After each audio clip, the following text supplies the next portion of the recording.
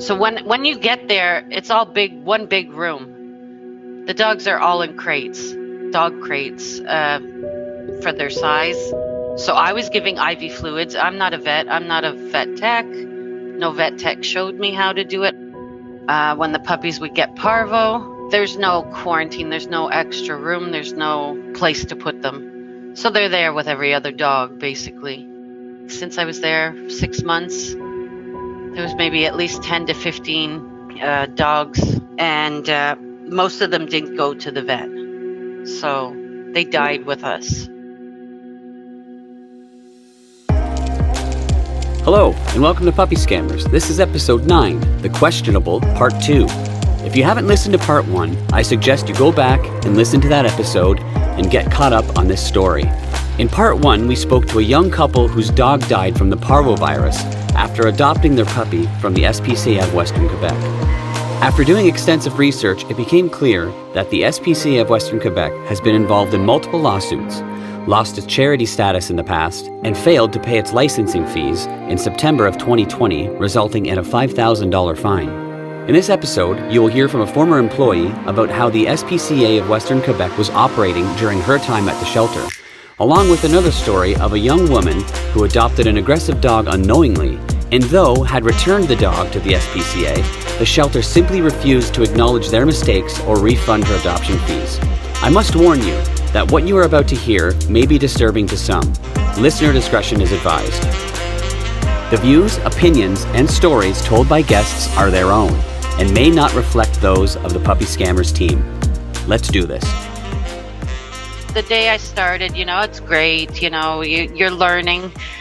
The girl that I learned from, she was young, maybe early 20s. The manager, she's been there about 3 years, I heard. And then the girl that I was learning from, she started when she was 16.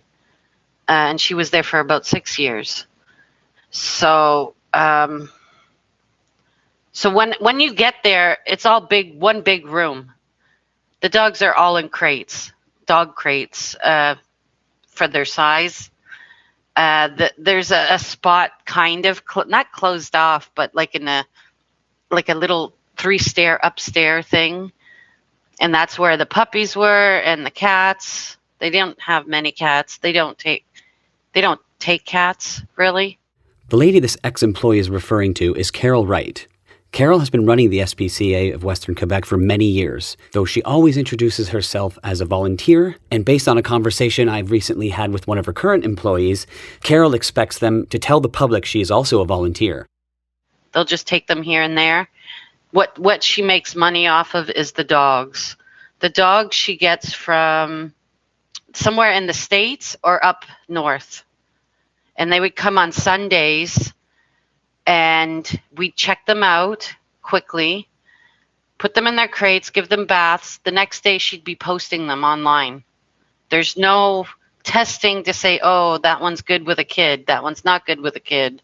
There's no, checking, seeing the dog for a week to make sure. She's only going by what the SPCA that she bought them from, what they tell her. So whatever they write, she puts. She even takes their pictures. Sometimes she doesn't even take a picture. She'll take it from their website, put it up. So that's how I know they're not tested. So when she says, oh, that's friendly with kids, there's no real way to know, because she doesn't do that. Most of the time the dogs are already spayed or fixed when they come. So we have to check incisions and all that, make sure they're healthy. And if they're not healthy, we tell her. I was never in charge, so it was always somebody that was there longer. So he would or she would tell them. And then I would go from there if it needed to go to the vet. And that was like very minimal if it needs to go to the vet. We do almost everything there. When the puppies would get parvo, there's no quarantine. There's no extra room. There's no place to put them. So they're there with every other dog, basically. And what we're told is to give IV fluids and some meds to help try to, so it wouldn't vomit. But I mean, with parvo, you can't stop that alone. You need to go to the vet with that. And So I was giving IV fluids. I'm not a vet. I'm not a vet tech. No vet tech showed me how to do it. I knew how to do it from past experiences, but I mean, you would think they'd give a refresher of how to put the needle in and stuff like that. They just basically expect you to do it. So we did that. We lost a lot of puppies. Like since I was there 6 months, there was maybe at least 10 to 15 dogs. There was a couple cats. It was a lot, and most of them didn't go to the vet, so they died with us. Most, if not all of them, parvo. That's as far as we could tell. They never went to the vet to confirm it, right? So, but I mean, parvo is very distinctive. So it was mostly the puppies. The puppies would come usually from foster, and I think they only use 1 or 2 fosters. I've never really met them. So they would come in, and by the place, we'd sanitize it, the area where the puppies would go. But even though we sanitized it, it's still there, the parvo. It takes months to get parvo out of a building, let alone a room. Now tell me So about the area where the puppies were. You said they were off a little bit further away from that room with all not the even crates. really a further away. So it's hard to explain, but it's one big room. One it was it was not a level. It was just like 2 stairs. And then that's the room where the puppies were. And she tried to use shower curtains to block off the area, but obviously that's not going to work. It's not sealed. So it's not a separate room. It's just a No, different it's area just a within that little room. different area. Yeah. So basically, they were about 4 or 5 feet away from the other dogs. So yeah, they had no. They still don't have. Like if she says they do, they don't. They have another room, but by the time the dog had parvo, it was already in the whole place. So, and the other room she has is like vet supplies, where the vets would, if they're, I saw one vet go there, like between the whole time I was there, it was one time, I believe, maybe 2 times, and they weren't constant. It was different vets. Usually she's supposed to have one vet that would go there weekly, I think, if I'm not mistaken. But she didn't have that. So she got what she got. I don't know. I've heard stories from the others that vets don't want to go there. I think she's very hard-headed. So, she wants to spend the minimal amount of money on the animals. She wants to make money. Her main goal is to make money. Who's It's her? not the care of Carol. Carol That's Wright. how I think. That's my own personal opinion, I guess. But I mean, a lot of others would say so. But her goal is to make money. I've never thought her goal. Like once I was there, it became apparent. And so when I left originally because she was saying I was part-time but then something like full-time. It was weird. Part-time on a full-time basis or something. And I needed something steady. And then every time I would see something new, like the girl abusing the dog, and I'd tell the manager, and the manager would tell me, oh, Carol knows already. So I was like, well, what do I do? She can't keep doing that. So I told her a couple times. And then once I quit, I made sure to call right away. I called the SPCA in Gatineau to ask where do I call to make a complaint. So they gave me I forget now where they made me call, but I called, and as far as I could tell, they said they'll go check it out. And then a few days later, that girl left. So I'm assuming Carol cut ties with her. I don't know. I wasn't there, so. But she would, like I came in and she would give the dog a bath, and she'd take it, by the neck and pin it down in the tub. That's where I was like, okay, this is crazy. You can't do that to the dog. So I tried to tell her, and she's like, well, she's been there for long, so, or telling me how to brush the dog and go very aggressively. And I was like, I was going normally, nice and smooth. And she's like, she took the brush from me and she's like, no, you got to go really hard. And I was like, what? Now you were saying, when you're saying she, you're meaning the former employee. Yes, another employee. Okay. Yeah, sorry. So you went to Carol with this information, correct? No, I went to the manager. Okay. And the manager told me, oh, don't bother. Carol already knows. Okay. Well, I hope this, for the dog's sake, that this lady's no longer there. No, no. Apparently, she's not there anymore.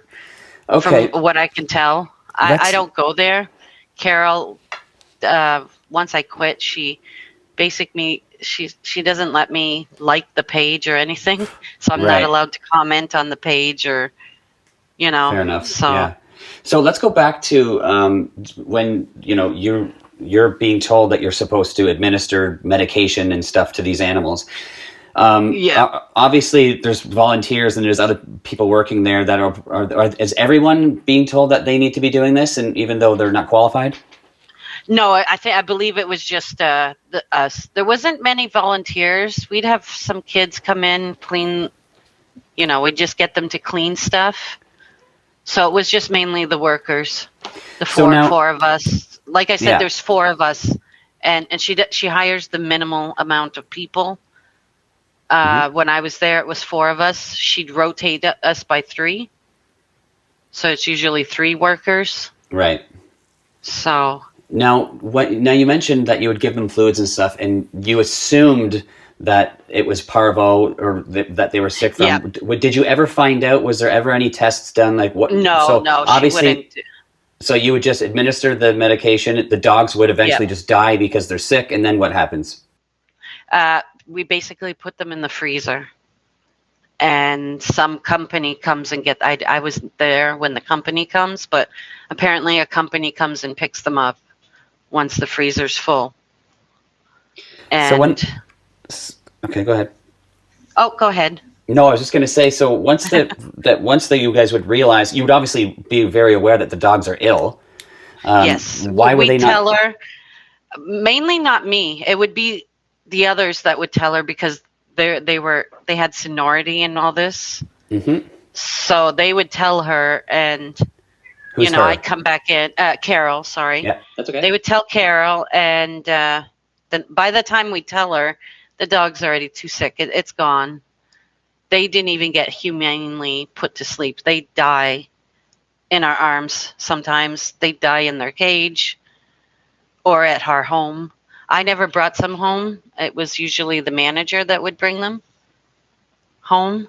Mm-hmm. So another worker did bring one because he felt that it shouldn't be alone. But I never personally brought any animals home. I remember one kitten she brought home and it died. It was like at least 4 or 3 weeks old. So I was surprised that happened. I don't know what happened to it. It just passed on during the night, I suppose. And she brought it back in, and she put it in the freezer, I suppose. It was just so much all at once. Every day would be a new thing, or a new animal sick or something, most of the time, at least, as far as I can remember. Like I said, her main goal was making money, so she'd get the dog and post them as soon as possible. We don't take dogs in for rescues. I think we always referred people to go to the Gatineau SPCA, especially cats. Sometimes we take the odd rodent. I don't know the SPCA she actually worked with. I just know I waited on Sundays. They came in, and then Mondays she'd be posting them. So, yeah. So without testing, no testing was done on these animals? No testing, no. Yeah, especially, yeah. What about inoculations? Sorry? What about inoculations? As far as I know, none. None done at that shop? You never saw them inoculate at the SPCA of Western Quebec, but maybe they were done elsewhere? No, as far as I can tell, no. No, there wasn't even to be put to sleep. I've never even actually seen any animals get put to sleep. They always But died there. no, I mean the Oh, new sorry. animals I coming in, meant, were they inoculated for parvo and those types of things, right? yeah, yes. Well, they would go. She'd bring them in for shots at the vet clinic, and this was Carol herself most of the time. My daughter actually worked at the vet clinic there at one point, and Carol would say she's a volunteer. But my daughter knows who she is too, so she knew that she's not a volunteer. But my Right. daughter no longer works at that vet clinic now. But when she did see Carol, she would bring them in, or another girl would bring them in too, because she drove. Nobody else did. So Carol most of the time had to do it. But I think if Carol had the choice, she'd get somebody else to do it. Now, did these puppies come with paperwork?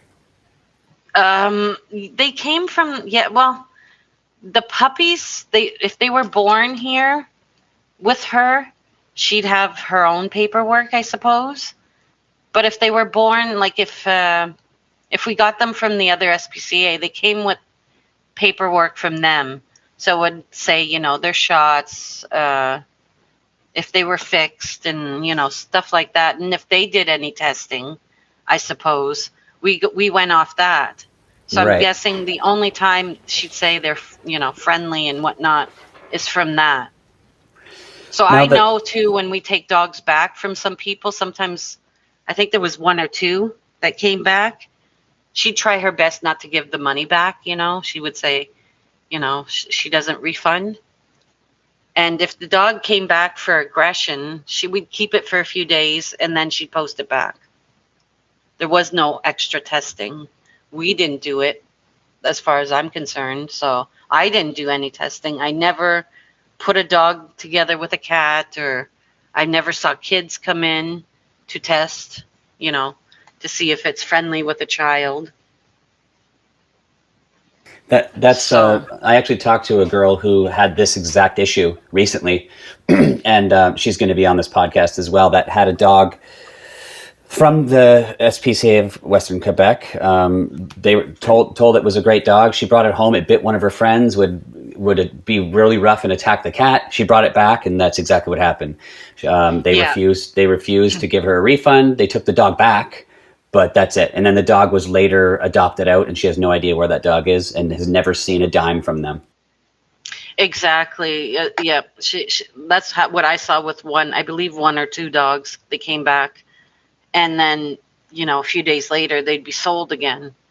I don't know the exact stories because they don't tell me, but I know that they came back for one reason or another, and there was no extra testing done. There was, you know, we were the ones back there, so I know I didn't do any testing whatsoever on any dog, any cat. And you never Uh, saw any tests being done. no, no, as far as I'm concerned, when I was there, Yeah. and Now, most of the dogs that you've noticed there that were sick and did die there, were they mostly born there, or were these dogs from all over the place? Like, I'm just trying to figure no, out. they could be all over the place. They Okay. could come from the other SPCA, and then they came here and they potentially were sick there. They brought it from there. I don't know if it Right. came from our the room, or if they were traveling with it. It's either or. But the puppies that would come in that were fostered, from what I remember, almost all of them got sick, and what we assume is parvo. Right. Yeah. So Like you said, it's very contagious. So once it's in that room, it's especially super, yeah, if they're it's all in super just, contagious. and you said they're all in crates, right? They're not in cages. They're No, they're not in big cages. They're all in crates. Like I don't even know what's going on with the new SPCA. Last I heard they were building it, but I don't know. They're not in dog cages at all. They're in dog crates, and now you can only imagine the sizes of that. Now, that's the same Um, building that you worked in, correct? It's still the same building. yes, Okay. yeah, yeah. They should still be on pink. The picture I showed you, Yep. and where I circled is where all the dogs are, and they're all in one big room. And the room is like there's one room, and then you just go through a little door, like, and it's like a garage in the kind of, I guess you could call the back. So it's like an inside garage, and that's where the laundry room is. More dogs, the big dogs, very big dogs, and laundry room. There's like a doggy bath, plastic. That's where we wash the dogs. We wash the crates all in there. Uh, and yeah, the laundry room. And what else? We'd rotate the dogs throughout the whole day that were there to go outside. So that's how they got their out time. Sometimes we'd walk some of them. You know, some very few would not do. Either they get out of the cages outside, so we'd have to walk them around the building.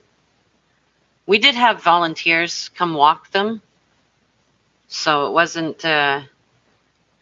They get some walks, but you know, it was mainly the volunteers that would do that.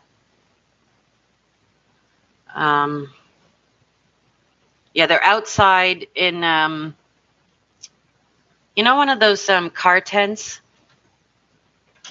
I'm not sure what you call those. It's like a white plastic car tents. Yeah, I know what you're talking about. Yeah, Keep so the they're in elements that. off There's your. like I believe there's 5 cages. Those are actually like they would be more appropriate if they stayed in those, the size, but they can't stay outside. So, Right. but there's 5, so we'd rotate 5 at a time. During the summer, they'd get water outside. Obviously, winter, we couldn't put water outside. So we do it about every half hour, depending on the weather. If it's too hot, we do more frequently. If it's too cold, the same thing. Interesting. Yeah, it sounds like it's the same place. I mean, as far as the building is Yeah, concerned. and the food wise, she'd feed a bunch of food all together. It's in garbage, like a garbage, plastic garbage thing. We'd mix it because it's all different foods. She'd buy some Royal Cane, but we get like, you know, donations. So we don't. I know they didn't exclusively feed Royal Cane. She would tell the people that's what they're fed, but they weren't fed only that. And we'd give a little bag of, you know, the mix of whatever they ate. So we'd put ProGut on the food.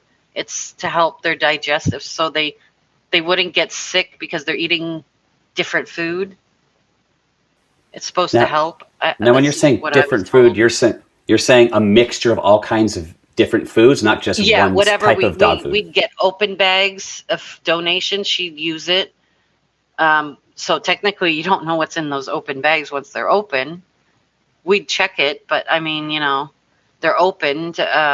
We'd get donations of unopened bags, and then she'd buy some Royal Cane too. So yeah, so they're not only fed one brand of food. Wow. Well, that's a lot to unpack. Um, Yeah, it's I don't even know where to begin with all this. It just it's such a it's a shock. lot in my head that I had to remember. The one thing I wish I did is take pictures. I never thought to, you know, so Hmm. it would have been even better to do that, but I didn't think of that at the time when I was there. We spent a couple minutes discussing Tegan and Sean's story from part 1 and the parvovirus issue. At the risk of running too long with this episode, I removed it simply because it's in the previous episode. That's pretty Yeah, terrible. well, all the stuff I heard about it, it doesn't surprise me Yeah. just because I've seen it personally, and I feel bad for the people that go through it because, you know, it's something that's not her, well, it's her fault, you know what I mean? It's something she should have addressed right away. And like she turns a blind eye, I think, to everything. and just thinks that she's not going to get caught, because there's been news of her before, I believe, news of her getting dogs from other places and stuff like that. I couldn't find the article. I tried looking and I can't find it, but I remember a while back, there was a newspaper clipping of them about her getting dogs and things going wrong and stuff like that. I just don't remember the article exactly. So it's not the first time she's been called out, and she never spoke about it. Same for the donations of the fire. From what I'm reading, I don't know anything about that, but from what I read, people are wondering what's going on with it. So and she doesn't talk about it.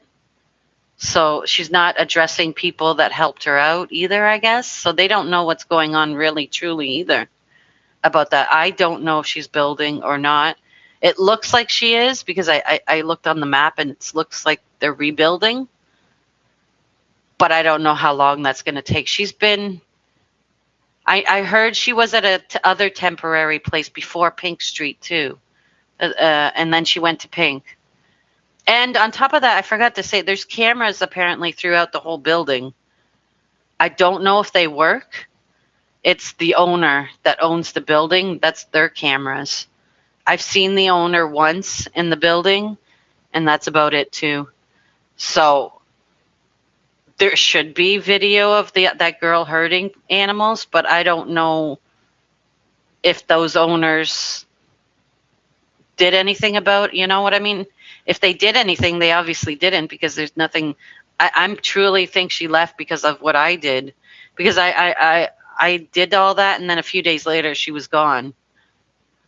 So I'm thinking what I did helped. I'm hoping it did. Yeah, hopefully. Because we're supposed to be there to nurture them and show them they're in a safe place. And she was manhandling them and, things like that. And I'm like, this is making it worse. They already came from God knows where, and you're doing God knows what more. What I don't even know what she did without me seeing, you know what I mean?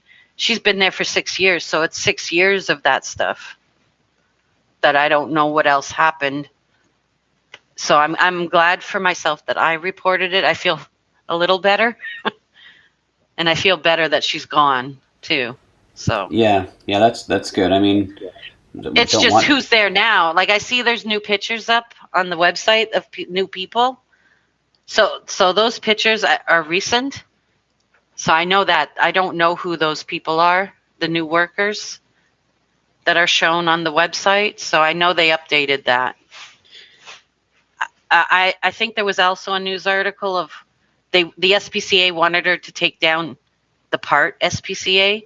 She went to court for it, and I guess she won because she's still allowed to use it.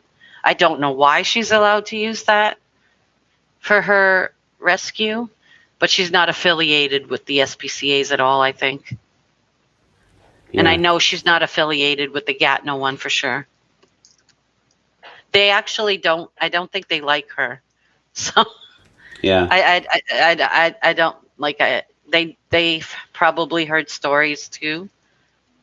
So I know they're not fond of her also working the way she's working. Right. Okay. Well, thank you very much. Thank you so much for informing us. And like I said, keep me posted if you remember anything, if you remember any names from other people that used to work there, and that'll be a big help. Awesome. Have a good day. Thanks. Thanks. Bye. Bye. Now on to our second story. Brittany shares her experience with the SPCA of Western Quebec and how they handled her adopting of a very aggressive dog. So I have been trying to find a dog to adopt for a while. I've been wanting one for a long time, and when I moved to Ottawa from Montreal earlier last year, I specifically found a house with a fenced-in yard and was pet-friendly because I wanted a dog. And I went through a lot of effort to prepare. I bought all the stuff I needed, blah, blah, blah. And I'd been looking at various shelters, Pet Finder, that kind of thing, to try and find something. And I ended up sending a few messages to the SPCA of Western Quebec. And every time I submitted to adopt one of their dogs, they would come back to me saying, oh, they already have somebody coming to see them tomorrow. We'll let you know if they don't get adopted. And I finally saw a dog that was posted, 8 months old, shepherd mix, seemed like medium size, not too big for me to be able to handle by myself, and said that she was energetic as puppies are, and I was expecting that, and said that she was good with cats. And so I sent an application. It was within an hour of her being posted. And the next day, I got an email saying, okay, come see her in 2 hours. And so I went. It was within 2 hours. I drove all the way to Quebec, and I went in, and they seemed nice. We were chatting a bit. I was talking about how I had a cat, and I wanted to make sure that my cat would be comfortable.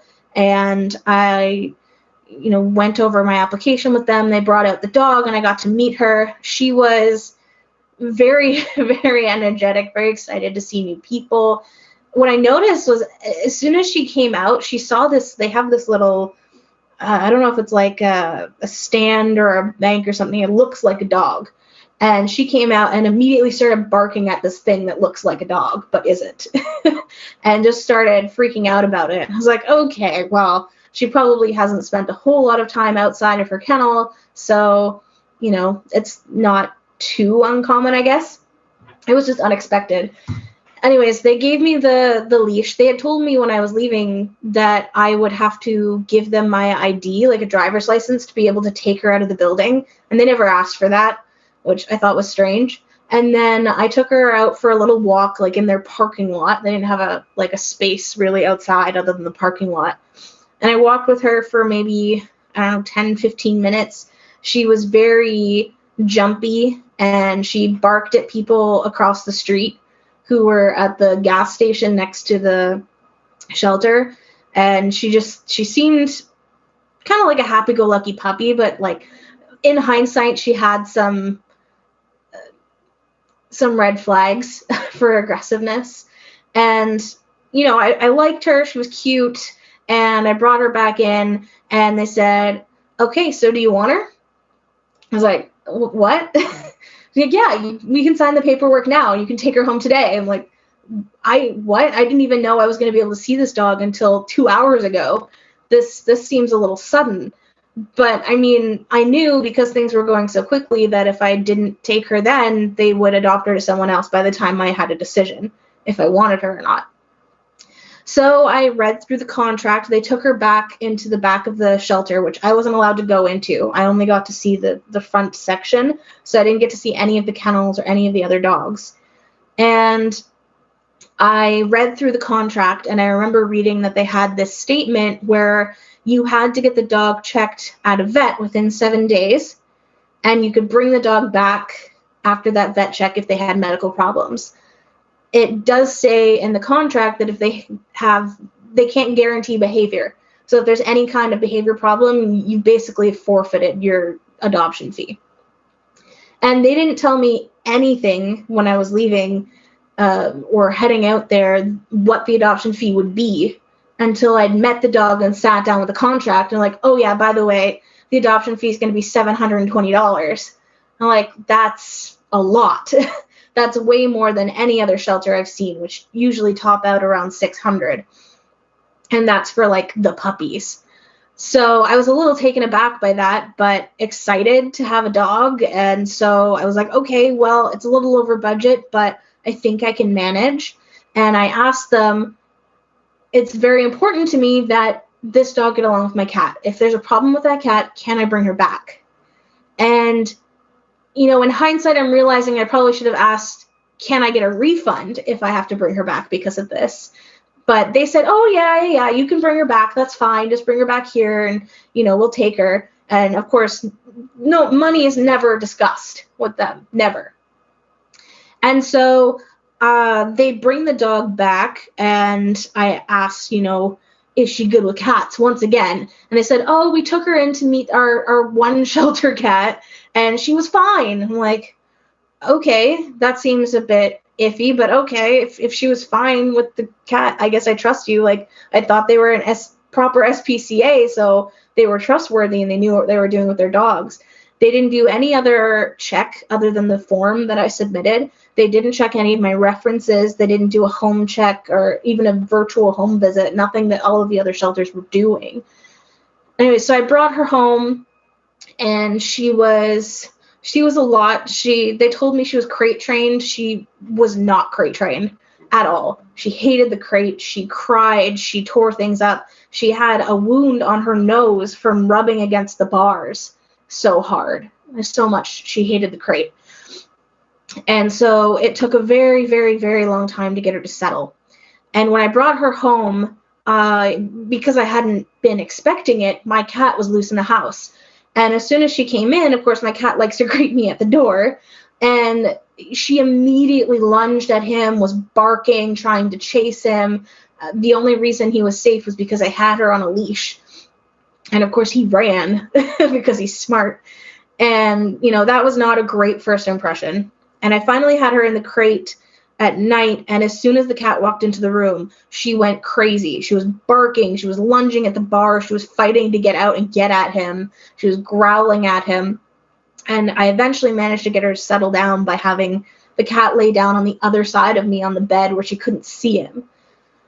And it kind of continued like this for a few days. I was struggling to do introductions. I ended up building a separate space just for the cat so that I could lock him in there with his stuff, his litter box and food and everything, and slowly introduce them through the door. I bought a baby gate and installed it so I could introduce them slowly through that.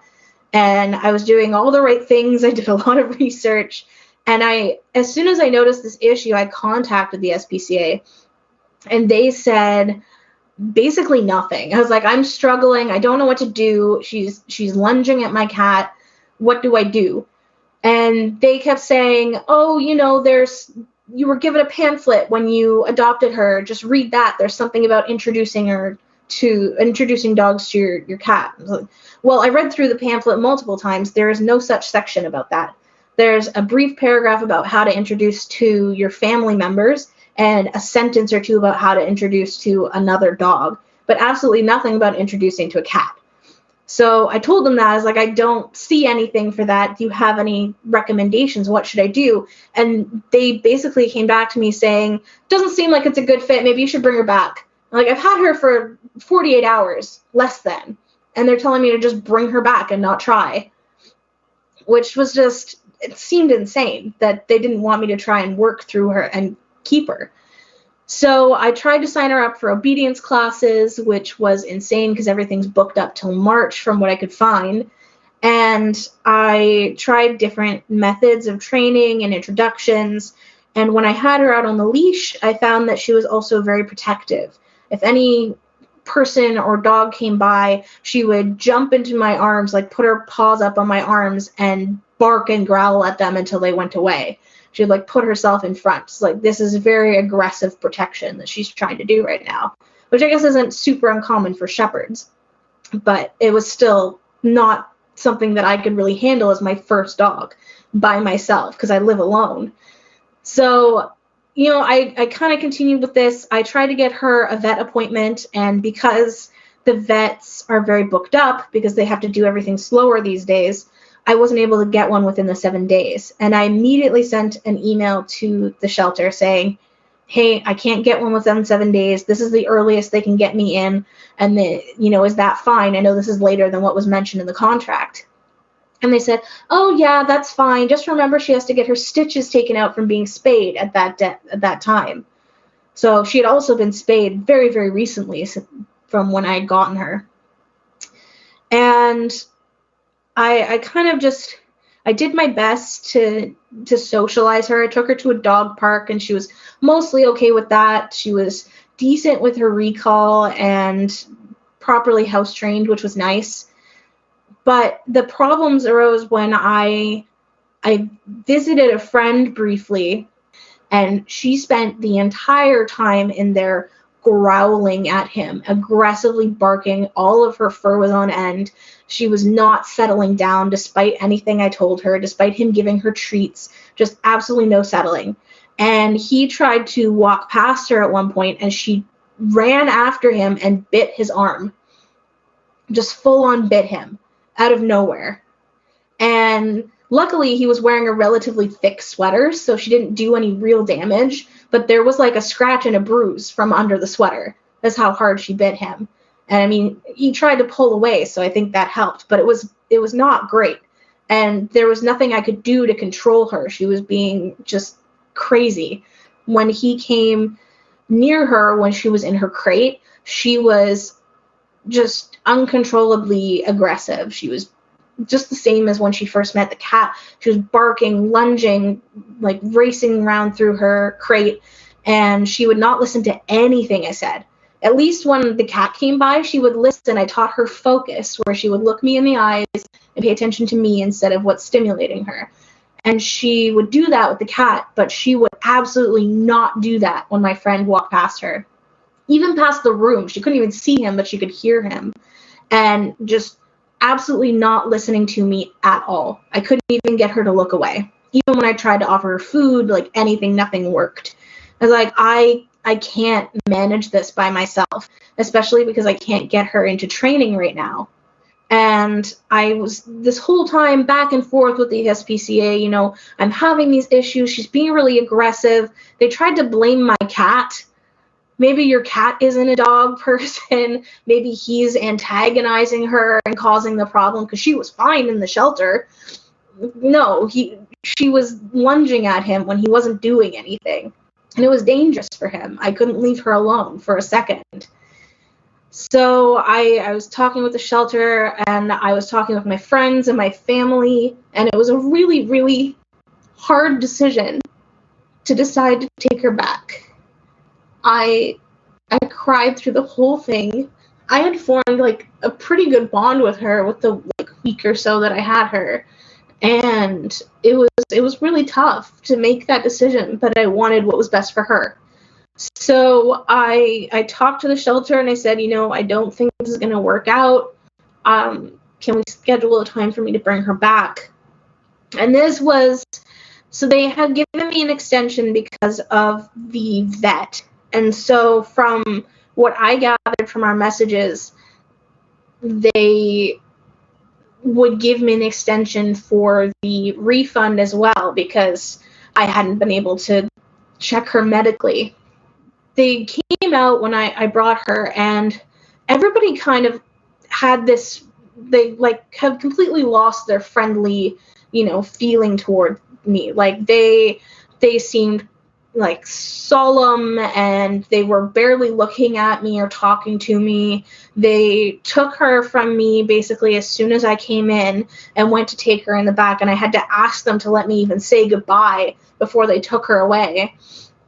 They gave me maybe 10 seconds to give her a hug, and then like, okay, and then took her back into the kennel. It was the manager who was there. I had called them before bringing her back and asked in that call, do you think it would be possible to get a refund? Because I'm kind of within, the timeline that you had given me. And they said, oh, I don't know. I'd have to ask the manager. You'll find out when you get here. It's like, well, I don't really like that, but okay. And so I talked to the manager afterwards. Do you think it would be possible to get a refund? Like $700 is a lot of money for me right now for a dog that I had for about a week and I don't get to keep. And they said, oh, I'm sorry, it's in the contract. I can't give you a refund. I was like, that seems kind of unreasonable. She had major problems that you didn't disclose to me. And she was clearly not okay with cats, despite you reassuring me that she would be. And I was told at the very beginning that if she wasn't okay with me, I could bring her back. And she said, yeah, but nobody mentioned a refund, did they? A volunteer told me that I could have an extension. It would be okay. And she's like, well, they were a volunteer. What they say doesn't matter. They can't do that. So no. And I was like, I mean, please, I saved up money for this. I went out of my way to be able to afford a dog. And if I don't get this money back, I'm not going to be able to afford to get another one for a long time. And they basically said, it's out of my hands, there's nothing I can do. And then I was sitting there literally in tears because I'd just given up this dog that I cared about. And she just turned away and started working through her files at the desk and completely ignored that I was there. Just didn't even look at me. Just didn't finish the conversation, just said nothing I could do, and then ignored me as if I didn't exist. And, it was heartbreaking. And I went back to my car and I had a good cry. And then I had to go back to work, so I had to take time off work to do this because they're not open after work hours. And when I got back, I decided to, leave a review for them because I felt like that was one way to, deal with this and warn other people about this refund policy. And I also tried to make clear to them that this dog needed behavioral training. She had major issues she needed dealt with, or to at least go to someone who's very, very experienced. And, I made this post being like, be careful about this. They lie about their dogs, and I found out about less than a week later, she was posted on their site again for adoption, which clearly they've done no behavioral training at all. And the only thing changed on her profile was that she wasn't okay with cats. They mentioned nothing about her aggression, nothing about her history or this protection that she has, and nothing about needing a particularly experienced owner. And she was gone the next day. So I can only imagine what happened to the family that ended up adopting her after that. And when I was posting this review, I ended up reading the other ones that were there, and I read so many awful stories about dogs being adopted with parvovirus, dogs being adopted out who were sick or aggressive, like my situation, and just so many horror stories that I really wish I had read these reviews before I went and had adopted from them. And when I saw Tegan's post about Avery and what happened to their puppy, I knew there was something off with this shelter, and I had to say something. This is a history that they've had, that they don't seem to care for these dogs.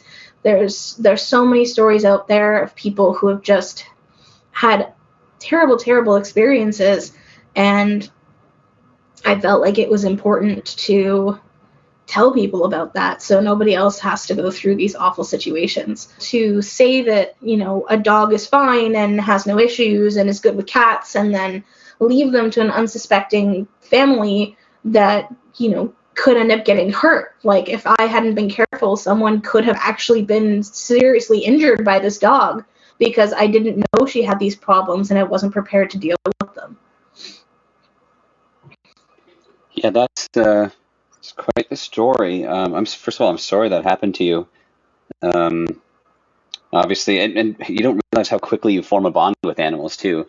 So I can imagine when you had to take her back there, that was probably not an easy task for you. Mm-hmm. So did they give you any information as to where the dog came from? So like when you went there and you saw, obviously you saw the dog on Pet Finder, was that where you saw it? Yes. And then so once you get that process going where you email them to come and see the dog and meet the dog, do they give you any information as to where he came from? Absolutely not. There's no information whatsoever of the history of the dog. Interesting. So did that even come up? Like, did you ask that, or did it even come up? Was it even a thought? It didn't come up. I didn't know what to ask. I wasn't necessarily prepared for, needing to vet out the dogs from a shelter. I just kind of assumed that an SPCA would know what they were doing, would tell me what I needed to know. Yeah, of course. I don't know if they even give that information out. I was just curious if that was something that they divulged. And how old was the dog? She was 8 months old. Okay, so relatively young. So that's, for that to be that aggressive, that young, that seems that it had to have gone through something serious. Mm-hmm. Yeah, she wasn't. She was like a mix of German Shepherd and Australian Shepherd, She was more like the size of an Australian Shepherd. She was a bit smaller, so it was more able to manage her, but she was still, like, when she stood up and she had a habit of jumping up, she was pretty tall. Like, she would come up to, like, my chest. So that was a lot for me to manage by myself. And I can't remember what I was just going to ask you about the dog there. So yeah, they didn't give you any background, and then you said it was aggressive with your friend. Was it aggressive with anybody else, or was it just that one person that, like, would like, if you were on like a walker or anything, would the dog become aggressive as well? Yeah, she was aggressive with most people that we came up to. Sometimes she would immediately bark at anyone who approached her or me. And sometimes she would kind of like relax after a little bit and let people pet her, but other times, like, nothing would calm her down. This friend, it was the first time I had taken her to a house that was not mine. And it was the first time I had someone other than me in the house with her. So I don't know if she would have reacted that way to another friend who had come, but that was the only chance that I had to test that. And I'm a social person. I have people over, during regular times all the time. I have a guest room specifically for that. I host events. It's like a big thing for me. So I definitely could not live with a dog that was aggressive with people who came over. So have you since been in contact with them regarding your refund or anything about the situation with the dog? Did you ask about the dog? Have you even been able to? I haven't tried. They were already not great at answering emails or responding to me when I was having issues, so I kind of assumed that they probably wouldn't afterwards. They were very salty about it, and they treated me very poorly when I was there. So I had a feeling that I probably wouldn't get a response even if I tried. I tried to build a response, something to say, to try and request at least a partial refund after all of that, but I haven't had the courage to actually call them about it yet. Right. Well, if you do, let me know how that goes. I'd like to know that information. And I was just curious. I wonder if what if they have a refund policy anywhere? Like, I haven't. Their website is not very user friendly. It's just kind of like, it looks like it was made in, like, when the internet began, whatever that was in the early '90s. I think it was when we were. I think I was in high school when the internet was popularized. But so that's what it looks like. It looks like a kid in tech class made their website. So I don't even know if there is a policy on there. Did you happen to come across anything that has to do with their policy for refunds? The only thing that mentions refund anywhere in the contract or on their website is if you take the dog to a vet within 7 days and they have a medical problem. That's it, eh? That's it. If they have an actual medical problem and you can prove to them that they have one, that's when you would get a refund, within 7 days only.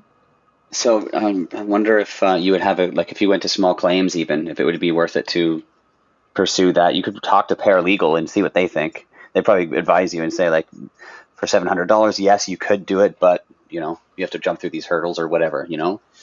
Yeah, exactly. That's the concern. And then the contract is relatively clear that they don't give refunds for behavioral problems, which seems ridiculous considering the fact that they don't actually disclose any behavioral problems when you adopt.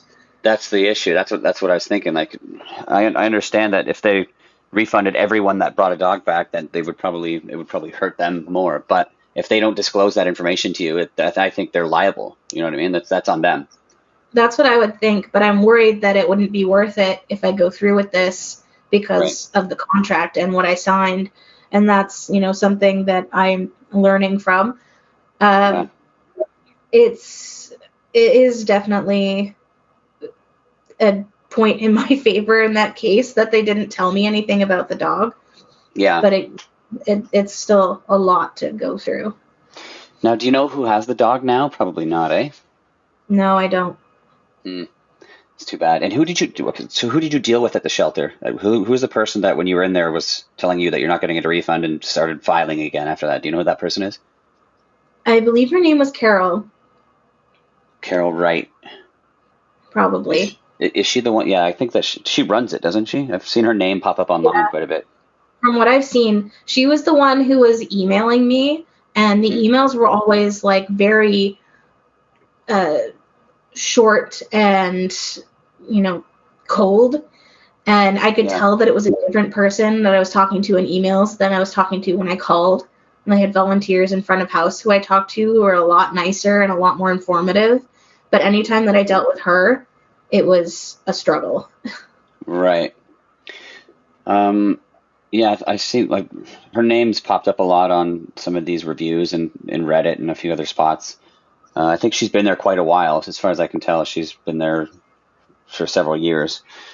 You'd think that somebody working with animals would be a little bit more reasonable when something like this comes up, and a little bit more like empathetic. Well, that's what I was expecting. You know, I told them how hard it was, and they could see that I was in tears, and just absolutely no empathy from them whatsoever. And have you since got another dog yet, or no? So yes, I ended up going through Kijiji. I kind of, you know, figured after Christmas there would probably be some dogs being rehomed that people got and weren't really prepared for. Mm-hmm. And I ended up getting in contact with a breeder who was trying to rehome one of her breeding dogs who had been getting into fights with her other dogs just for the dog's safety. And so I was very careful with talking to this person and confirming the dog's temperament and history and health. And we ended up signing a contract where I would have a month to trial with this dog before actually finalizing the adoption. And if there are any problems whatsoever, I could get a refund within that month. Well, that's So far, so good. He's been really nice. He's curled up in my lap right now. He's a very sweet dog. He's a little mini dachshund, and he gets along just fine with my cat. He is not aggressive. He's very sweet. His biggest problem is house training, but so far, so good. Well, at least it has somewhat of a happy ending. To you got another little snuggle buddy there, right? And so, what do you think? What do you foresee happening now? With are you just going to sort of just let it go, or like are you going to pursue it at all? Like, what are your thoughts on that in general, as far as the SPCA of Western Quebec? I had been intending to call them and try and convince them to give me at least a partial refund. My mom had been trying to get me to ask for a credit at the very least. I was like, I don't want a credit. I don't want to adopt from them ever again. Credit is useless to me. I don't want to bother with, you know, their dogs are not what they seem. So I don't want to go through that again. So I had been preparing something to call them, and I get nervous about these things. So I didn't really get to it quite yet, but it was something on my to-do list. And then when I saw Tegan's post, I was like, okay, so this is bigger than me. This is something that needs to go public. And I have been considering a class action lawsuit with the people that we've gathered if we end up, you know, getting that much momentum. But for now, my goal is to make it public so nobody else has to go through this. Okay.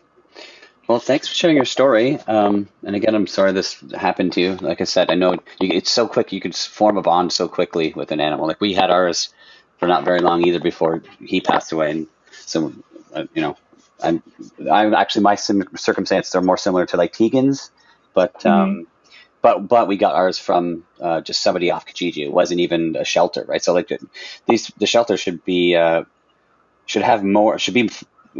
accountable and be a lot more responsible with their animals than these thieves on Kijiji. Yeah, exactly. Especially with SPCA in their name, right? So they're certainly not giving the other SPCAs a good name by doing things like this. Yeah, for sure. Like I expected that they would be as good as all the other shelters I was looking at. Yeah. But clearly not. I mean, I did notice they don't post any dogs on their website. Some shelters do. I know there are some shelters that only post their dogs on like Facebook or YouTube just because they can keep it current a lot easier. But they only exclusively use Pet Finder. They don't put anything else on their website. They don't have a Facebook page or a channel or whatever. I think they do actually have a Facebook page where they post those like family photos after you adopt a dog, probably just to convince people to keep coming to them. But I mean, Yeah. if they're adopting out these dogs and anytime you bring one back, they don't refund you, they can just adopt it out again and it's still got behavioral problems, so they bring it back and they just keep raking in the money for the same dog. Yeah, that seems what they've been doing quite a bit. They're not very active on their Facebook at all. Actually, they're more active the past few days, the past week. But I thought I had seen they hadn't posted for like a couple months at one point, but I could be wrong about that. Now that I'm looking at it. Yeah. Okay. Well, is there anything else you want to add? Anything else you want to say? Any other thoughts you have? Well, I contacted Pet Finder about, not letting them post dogs because that seems to be the only way that they're doing it. Mm-hmm. At least, because they have this history, to at least look into them. They gave me a reply that all of the shelters that they let post have been vetted and they have to have like a recommendation or a reference from a registered vet to be able to get onto this page. So their vet must be in on it, must have something as well, because they must know that these dogs are sick or that these dogs have problems and what the shelter is doing, but they're still vouching for them. Right. So that's just something, it just goes a little bit deeper. Interesting. And Pet Finder seemed unwilling to do much about it at this point. Yeah, I have a feeling it's probably due to the simple fact that they probably pay Pet Finder to put their ads up, right? So they don't want to bite the hand that feeds them either, right? Yeah, that's true. Money is a big problem in this business, and there's lots to be had when you're doing things like this, right? Yeah, exactly. And I find it strange that I don't remember who had mentioned it. I think it might have been Tegan or Scott, that they haven't released any income tax statements. Like, you can't find anything. And that seems odd for a charity. Mm-hmm. It feels like that sort of thing should be public for a charity. And so that just makes me wonder, where is this money actually going that they're getting from all of these adoption fees? Well, do they have status, like a charity status right now? Apparently they do. They lost it for a long time and then got it back in 2018, I think. Well, just stuff to look into, I guess, and talk to other people. And obviously we're going to get some more people on the podcast to share their stories as well. Mm-hmm. And I look forward to hearing. Yeah. Okay. Well, thanks for your time. Yeah, thank you for putting things together and, making things known to people. I think that's really helpful. Yeah, it's no problem. And snuggle your little guy there. Or is it a girl? It's a guy. What's his name is Astro. Astro. Good name. Yep, Astro to match my cat Galileo. Oh, perfect. That's awesome. Well, awesome. Thank you so much. And I'm sure we'll see you online and we'll chat and we'll keep this going. And yes, for sure. Thank you so much. No problem. Thanks, Brittany.